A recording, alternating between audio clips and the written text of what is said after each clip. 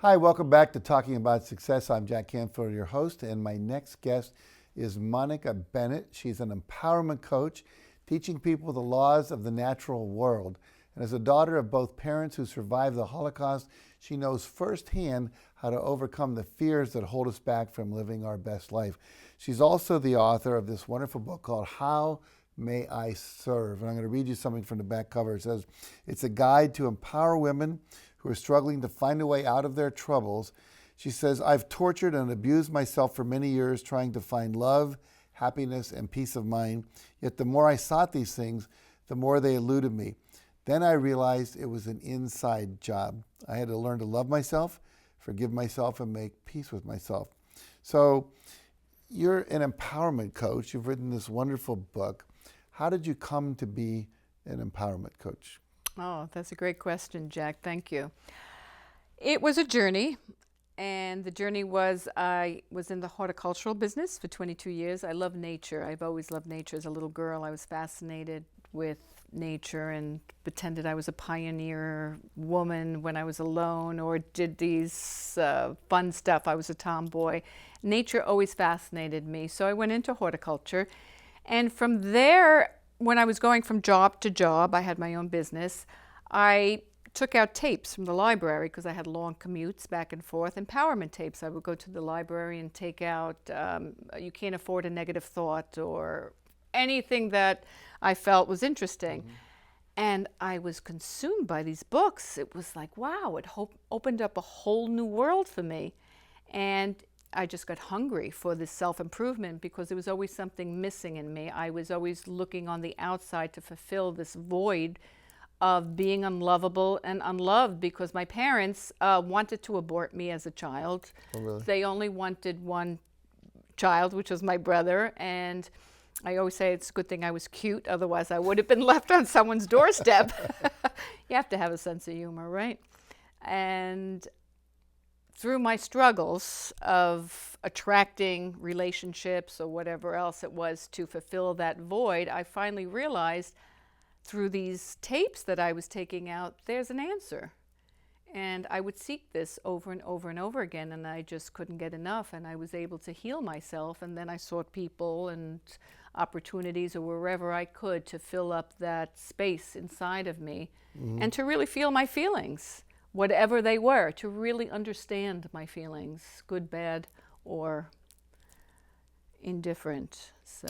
So first you became empowered, then you started helping other people achieve the same thing, I take it. Exactly. So what are some of the challenges you've helped people overcome? What are some of the things you've empowered them to be able to do? A lot of things such as illnesses, dis-ease in the body, because I really believe what is going on in the body is through your thought process. It's the thought over and over and over again manifests into physical form. And it lands somewhere in the body depending upon where that weak part of our body might be. We all have maybe a weakness in our body. I realize that, so I do work with people who have been diagnosed with some form of autoimmune disease or cancer, and really help them envision and eat properly, because I have a background in natural health as well. So I come to realize the relationship between the mind, the body, and the spirit, and really work with people to overcome the challenges that they're going through, whether it's a physical, a mental, and spiritual. Usually it's all three. Mm-hmm. People have these negative thoughts. They affect their body in a physical way. Okay. And they have to deal with the emotions. So why is that so important to deal with the emotional part of our life? Well, emotions are energy in motion, and I always say thoughts are like little ions or blings. They come in, they come out. But when a thought, and you're thinking it over and over again, now it's forming a substance. It's sort of like a molecule. It has to be absorbed. It goes somewhere.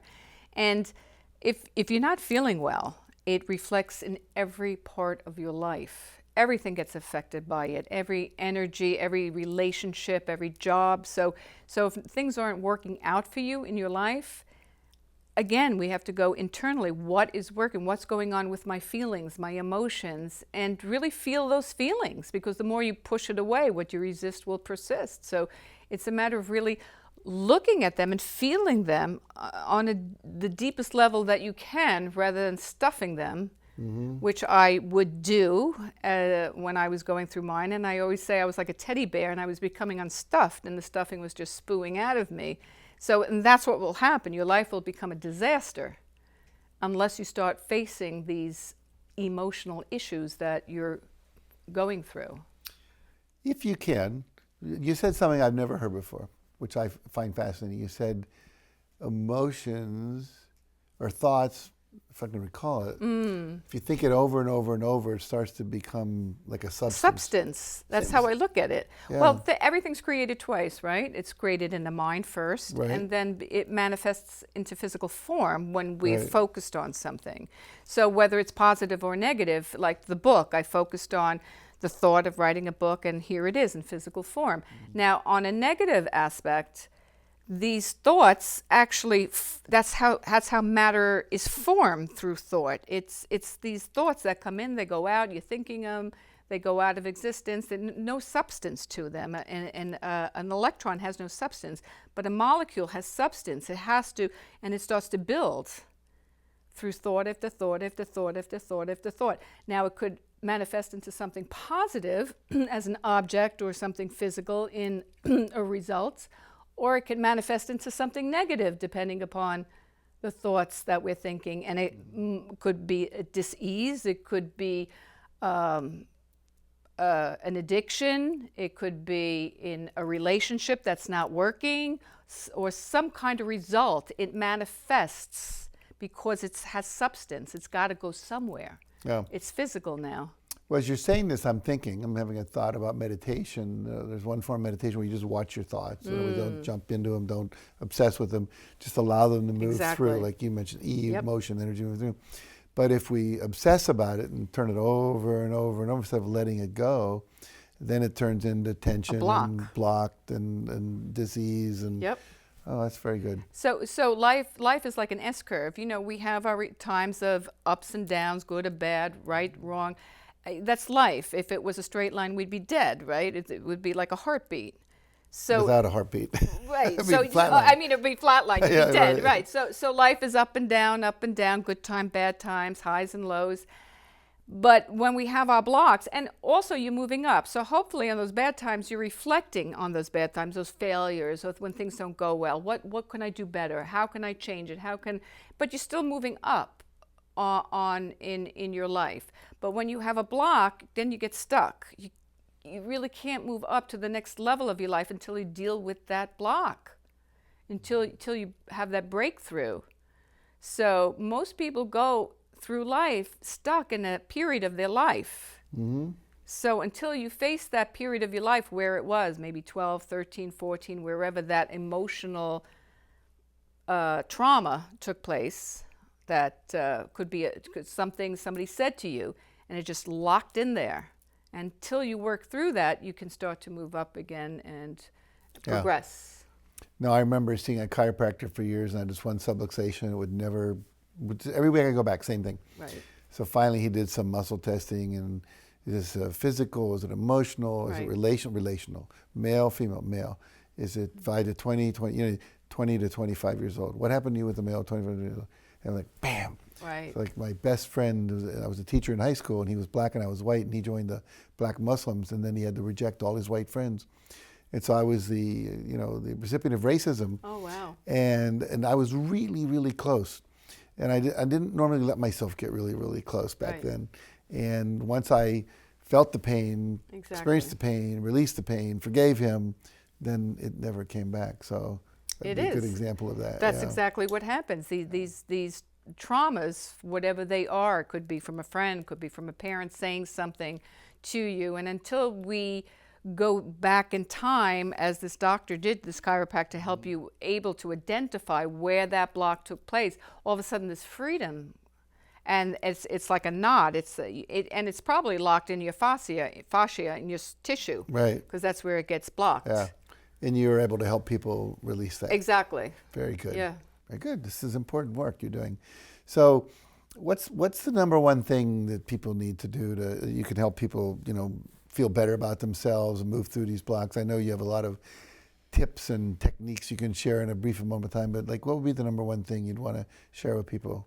I would think the first thing is comes to my mind is acceptance. Just accept where you are. Just accept where you are. It is what it is. You are where you are. You can't change anything that already happened.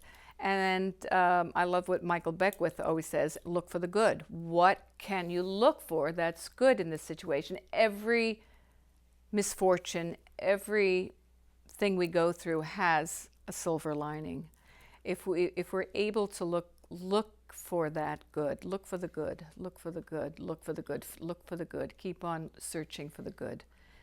It's Life is full there, of polarities. We live in a world of polarities. If we can find that calmness between the judging and observe it, be the observer of our own lives, and just step back a little bit, and just love yourself for the good, the bad, the things you did wrong. Just let it go. Just allow yourself to be easy on yourself, to really feel yourself and love yourself. I really had to go through that. I beat myself up something awful, and we could grow through joy, or we can go through learn through pain. And as you were saying earlier when we were together, I would think it's so important today to step up, speak up, and stand up for what we need to express in our lives in a healthy way, to move forward, because the world needs more goodness, kindness, heartfelt love in this world so deeply and so desperately. Well, I was just going to go there with my next question. Maybe you've already answered it, but I'll ask it anyway. Which is, here we are in this time of tremendous chaos, tremendous disruption in our lives and our government around the world. Absolutely. All of the climate change and the refugee crisis and so many things going on. In all of that, what do you think the number one challenge is for most people that they've got to deal with? That's a great question. It is. And every front, the paradigm is shifting, the paradigm is changing. And I really believe we have to die to ourselves to be reborn. So it's all good again, because we really have to go. And in naturopathic terms, it's called the healing crisis. It's got to bubble up. It's got to. It comes from the inside out. So all this turmoil coming up is healthy. It's healing itself. It's got to change. It's got to evolve. It's got to just come up and release. It's purging itself. And so to go through this change is healthy in a way, if you can see the good in that, if you can look again for the good. And it's all about just bringing it up, bringing it out, but expressing it in a healthy way, if as healthy as you possibly can. And what you asked me a question? What was the biggest challenge? What's the biggest? And I think it's all a spiritual challenge, really. It's all a spiritual challenge, because we've forgotten that we are spiritual beings. That's the higher part of us. This is the dense part of us, right?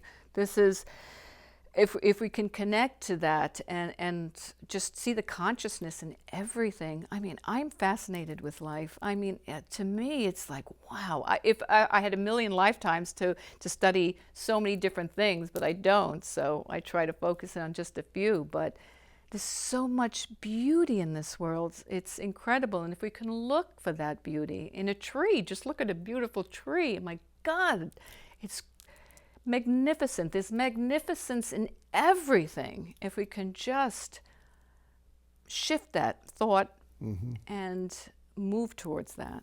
That's beautiful.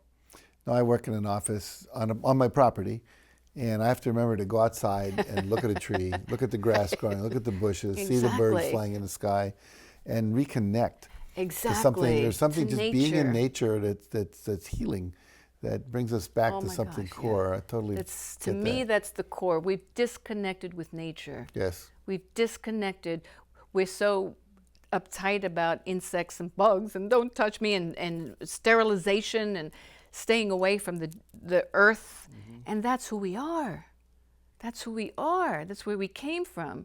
And to reconnect to that it'll give you, fill your spiritual being with so much joy. So for most people, it's from dust to dust, but I'm going to be working with pledge in between. We're not going to do it. I like things clean too. Don't get me wrong. I love things clean, but it's just go bare feet. Go outside in your bare feet. Touch the earth. Look up in the sky. Well, some of my friends at HeartMath talk about the fact that there's a resonance in the earth's field, and when you're wearing rubber-soled shoes, you're not connected to the ground. We lose track. We get out of vibrational sync with what is our Mother Earth. Exactly, Yeah, and cool. and that's the feminine energy. We have to come from the heart. We have to go back into the heart chakra. And if you notice, that's where a lot of illnesses is today. Yeah. Around here, heart attacks, breast cancers, lung illnesses, because the heart chakra is that's the bridge between the upper and the lower, and that's what's opening up. Beautiful, beautiful. Well, I wish we had more time. Unfortunately, we don't. So if people want to get in touch with you, find out more about your work, where do they go? Yes, you can reach me on my website, monicabennett.biz, that's B-I-Z. My email is positivemonica@yahoo.com. And love to get in touch with each and every one of you. Very good. Well, take advantage of that. She just told you how to get in touch with her, do some amazing work to get past those blockages of energy and trauma and fear that are keeping you from fully manifesting your potential. So there's no reason not to be living the life you want when there are so many resources available, including this wonderful Monica Bennett. So reach out to her, find out about her wonderful book, find out about her work, take advantage of it. So stay tuned. We'll be right back after this message.